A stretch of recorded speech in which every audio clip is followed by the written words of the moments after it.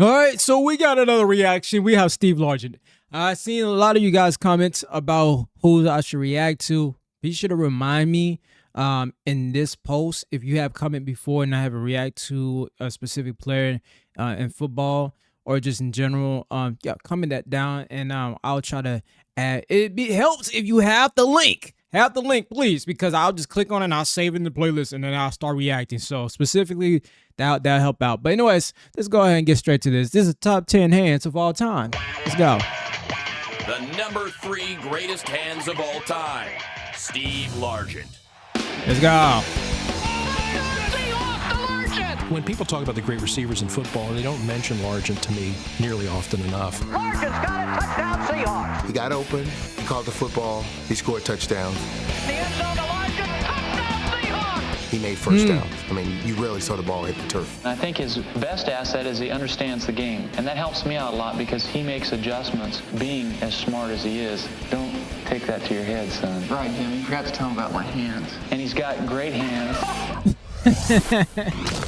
At number 3 on our countdown, Steve Largent's hands were good enough for a Hall of Fame career. But if this list was based on appearance, you'd think he'd be better at filing tax returns than catching post patterns. The thing that I always noticed about him was how open he got. Largent wide open at the 10, he's got it. Touchdown, Seahawks. How did Steve Largent? Wait, yeah, he get open like that? Ways to find ways to get open? Yeah, okay. Let's go. I gotta see this. He doesn't look real fast.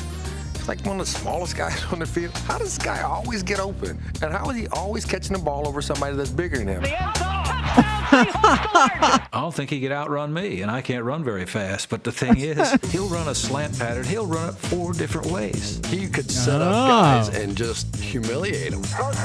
Wow. Touchdown, Seahawks. I mean, So he got them feet. he embarrassed people with his route running. Your ability to be a great athlete and your ability to be a football player are 2 different things. And I think he was a tremendous football player. Okay. I'm not a great athlete, but I think I'm a good football player. I've played for a long time, and I know a lot about the game. And because I've been around for a long time now, you know, my football instincts are pretty good. They would always say that the one thing that Largent can do well is catch the ball. I may not have been the fastest guy, run deep routes or anything like that, but I would catch the ball if it was thrown near me. Wow. Let's go. It's easy to appreciate Largent's talents in retrospect, but in 1976, the Houston Oilers drafted Largent in the 4th round, where he was soon traded to Seattle for an 8th round pick.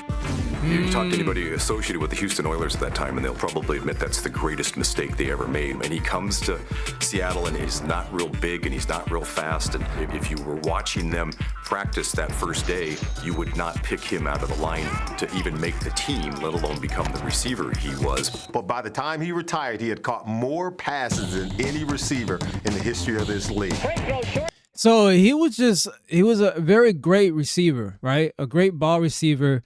And him able to be able to get access and open where he either be able to juke and shake the people off and find ways to get open and to catch the ball.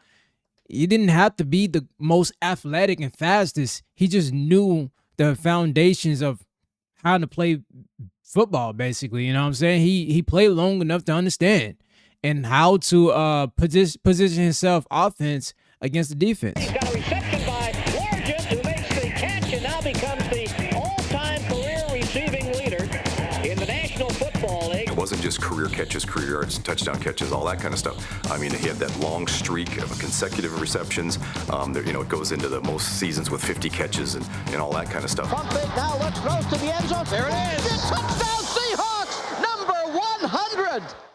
Whoa.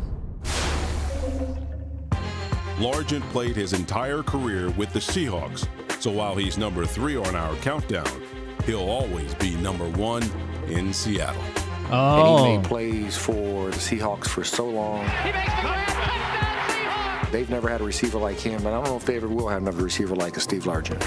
Wow. Touchdown Seahawks. Any list of great receivers you put together, regardless Ooh, of that year, slide should was have crazy. Steve Largent on it. All right, look, I might have to actually do a reaction to his highlights, because I know this is not gonna be. This is basically a Steve Largent top 10 hands of all time. You know, it's kind of giving a little highlight introduction to me. And yeah, we'll try to find like a highlight. If you guys have a clean montage highlight of him, link it down, and or just other players, be sure. But yeah, I'll check out him as far as a ball receiver, and to see that, you know, I basically, what I've been doing is going down the rabbit hole of learning a lot of great players and starting to introduce myself to football in that aspect. You know, I've never really got into football.